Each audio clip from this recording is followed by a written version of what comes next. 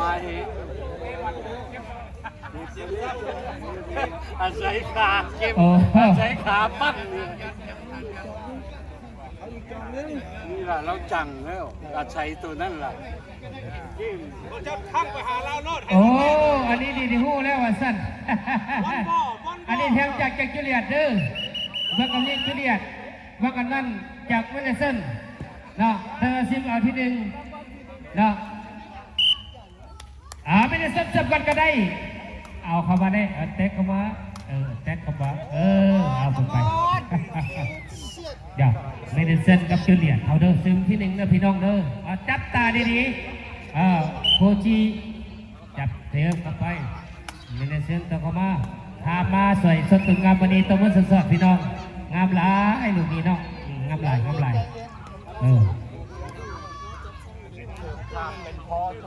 จังไม่ได้เสิร์ฟเข้ามาจูเลียตต้นครับหัวแตะเข้าไปเอามาเตะเข้าไปค้างไปแล้วก็ไป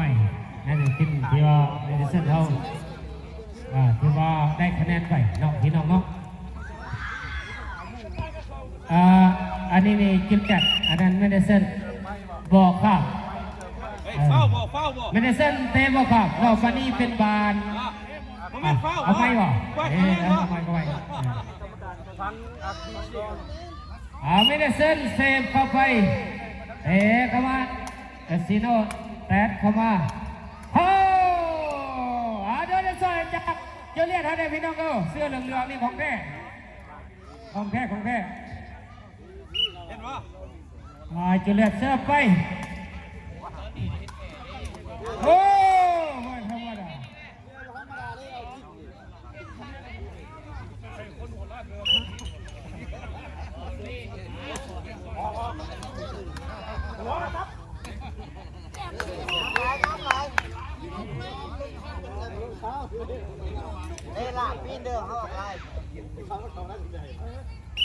ไม่ได้เสิร์ฟมีโนเฮดบอลข้ามเราไม่ได้เสิร์ฟเสิร์ฟบอลข้ามเดี๋ยวพี่น้องเดี๋ยวเปลี่ยนเสิร์ฟจากเชื่อเรียกเขาเป็นคนเสิร์ฟตั้งใจเอาโยนเข้าไปเตะเข้าไปหัวแตะข้ามมาแล้วลาเฮดเทว่าพูดเด้อเทว่าไม่ได้เสิร์ฟหรือไม่ธรรมดาแต่ว่าในผลงานของท่านล่ะเขาเนาะหัวแตะไป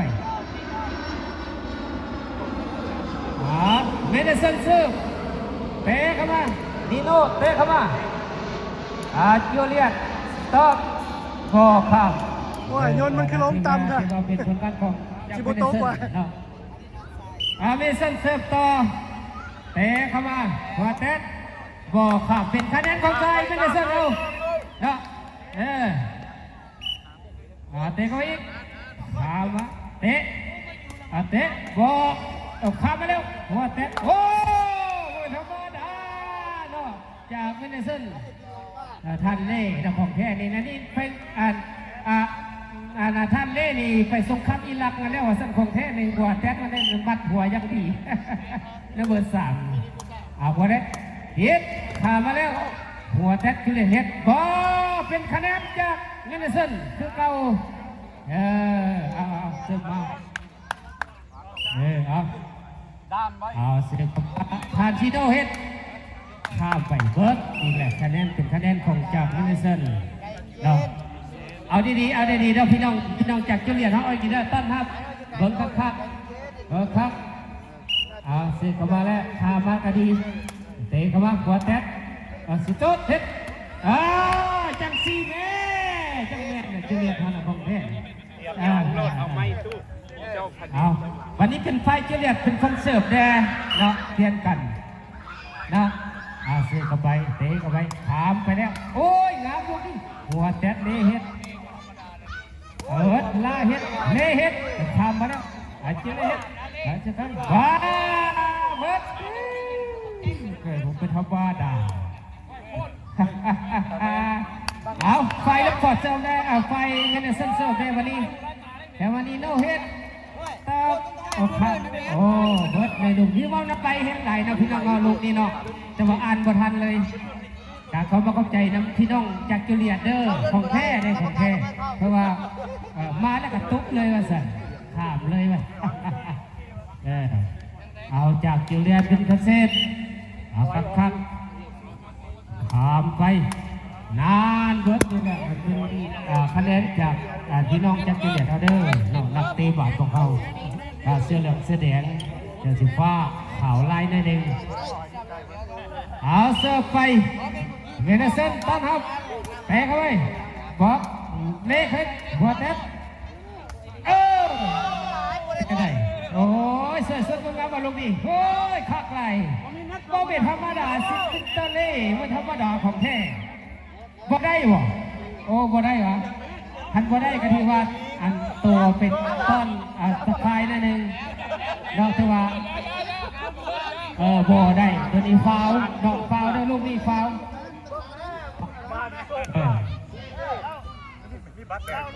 เดี๋ยวฟาวลูกนี้ฟาวเด้อพี่น้องเด้อบานจากเจริญขึ้นเก่าว่าปิดไฟฟาวเจริญเป็นฮิตต้มเต้นเนาะพี่น้องเนาะเอาเดี๋ยวนักยาวันนี้จากวินเนเซนต้อนรับเจริญซองเข้าไปหัวแตะลาเฮ็ดขามาเตะเข้าไปอีกแตะเข้าไปเรียกว่าเป็นของเพื่อนนะคือว่าเป็นบานของพี่น้องจากเจริญเขาเรียกว่าคักไหลเราพี่น้องเนาะเสมิธเตะเข้าไปเข้าไปลาหัวแตะส่งเข้าไปออกไปตรงนี้ที่ว่าเป็นถือว่าออกไปแล้วเนาะวันนี้เป็นไฟเสิร์ฟจากเมเนเซนจากคำว่าฮีโน่เฮดบ่อข้ามคือเก่าพี่น้องเลยแต่ว่าบ่ได้กินเบียร์ฮันอีแกนบ่หรือว่าจะไหนวันนี้จะเรียกเสิร์ฟเรียนกันเสิร์ฟไปเรื่อยๆมาเดี๋ยวจะข้าไปแล้วข้ามมาโอ้เทว่าไฟวิเตอร์เล่เข้ามาใกล้โหดเนาะเทว่ามันเทว่าเสียดไปข้ามน้อยดิ่งเป็นบ้านของรถเจริญเฮาเจริญเสริมพัฒนาข้ามไปวางไปเละเฮ็ดครับโอ้โหครับเอาปฏิบัติของเมเนเซนเนาะแต่เปลี่ยนกันไปเปลี่ยนกันมาเนี่ยเต็มคะแนนสูสีเลย50-60เท่านั้นแหละพี่น้องเอาเมเนเซนจะเข้ามาขวาเด็ดเอาไว้เดี๋ยวจูครับโอ้ยสดๆกับลงนี่เนาะเทว่าพวกเข้าใจกันมาทุกท่านพวกเข้าใจกันพอดีเอากระบอกมั่นใจเอาหัวแต่มาเมเนเซนครับพอข้ามนี่เป็นคะแนนจากเมเนเซนพี่น้องเนาะเมเนเซนสับหัวโอ้ยสวยสดยาวเลยเป็นลูกนี่เนาะพี่น้องสวยสดลายลูกนี่เนาะเอาบังคับพี่น้องจากเตะเข้ามาหัวแตะจะเข้าไปหัวแตะเข้าไปลูกนี่ถือว่าได้นะถือว่าสุดๆงามลายจากพี่น้องจากเปลี่ยนเสิร์ฟวันนี้เราจากพี่น้องจากก็เรียกเสิร์ฟวันนี้เราเปลี่ยนกันเสิร์ฟแดงโมเมนต์ที่ว่าเป็นเสิร์ฟเตี๋ยวผู้ใบเสิร์ฟกับพาไปแล้วโอ้ลาดเจ็ด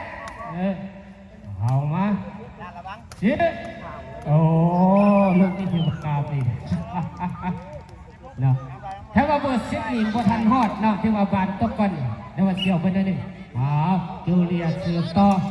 พามาบอกเอาลาเฮ็ดเล่เฮ็ดลาเฮ็ดครับตัวลาเฮ็ดเล่เฮ็ดบ่เป็นธรรมดาบ่เป็นขี้กากได้นี่เนาะเส้นของแท้ทางเล่นี่หมอนี่ไปชนะชีเกมมาแล้วของแท้หันนี่ตัว3ของแท้ไม่ได้เส้นเสียวต่อโอ้ลูกนี้ไม่ทำโอ้ครับนี่ว่าแค่ว่าลูกนี้ที่ว่าลวดลายที่ว่าไว้โคตรกันสั้นแม่งมองหายังไม่เห็นก่อนบันจากจูเลียเสือเข้าไปถามไปลาเฮ็ดข้ามมาแต่คำว่าจูเลียเฮ็ดโอ้ภาคไหลลูกนี้เนาะแต่ว่าขับหัวไปเอาเป็นยังเอาลงไปจากเฉลี่ยเขาเนาะเป็นคนเสิร์ฟคือเก่าคะแนนมันต้องสูสีกันไปเนาะเฉลี่ยเสิร์ฟกันไปเป็นคะแนนนะบัดนี้ครับครับว่าเนี่ยเป็นคะแนนของจากพี่น้องจากเฉลี่ยเขาเด้อดักทีมดักตะก้อเขาก็ถือว่าเป็นพิเศษเอาจะไปอีก ถ้าบ่ได้ก็เป็นคะแนนคือเก่าโอ้เท่ว่าข้ามเนาะเท่ว่าเป็นขับไหลลูกนี่โบน่าสิเป็นไปได้เนาะข้ามไปน้อยหนึ่งเนาะดิ้วมือเดียวข้ามไปเลยโอ้ลูกนี่ก็งามอีกบาทนี่แน่โอ้จังสิเลยโอ้พี่น้องจากจูเลียนมาแหงเมื่อกี้นี่จากมิเนเซนมาแหงเอาเซฟไปมิเนเซนต้อนรับนิโน่บอสอีกแล้วโอ้เดี๋ยวไม่ได้ไปเอาพยายามเด้อมิเนเซนเฮาพยายามเดี๋ยวนี้มันสูสีกันมาแล้วเดี๋ยวนี้สูสีแล้วเนี่ยสูสีแล้วเอาคักๆเลยเอาคักๆต้นเบิ่งคักๆโอ้บ้านรุ่นนี้นี่บ่มีใครชื่อหับได้บ้านแนวนี้เนาะข้ามไปแบบชิดๆเลยเอาเสือไปจุฬาเสือไปได้เด็กสิแหละที่ว่าไม่ได้เส้นเด็กกี้ดังเด็กกี้เด็กผู้โทษคะแนนที่ว่าไปก่อนแล้วเดี๋ยวนี้นี่จากจุฬาฮดจะเดินทางไปแล้วเอาเป็นคะแนนนี้เข้าไปเท่ได้ออกว่ะโอ้ออกมานี่จากไปไม่ได้เส้นเสิร์ฟแดแตะเข้ามาที่ว่าเอาอย่าเท่าไปนี่ไม่ได้เส้นสู้ไม่ได้เส้นสู้แตะเข้ามานีโน่เสียเข้ามาเจียวเนี่ยซับเข้าไปฟ้าทุกโมเมนต์ธรรมดาเนาะลูกนี้นี่ไปแต่ว่าสร้างยังหับก็ได้นี่ลูกนี้มันใบโพดเนาะเอาเป็นอะไรบ้างดิเปลี่ยนบ่บัดนี้เปลี่ยนทางเนาะบัดนี้เนาะ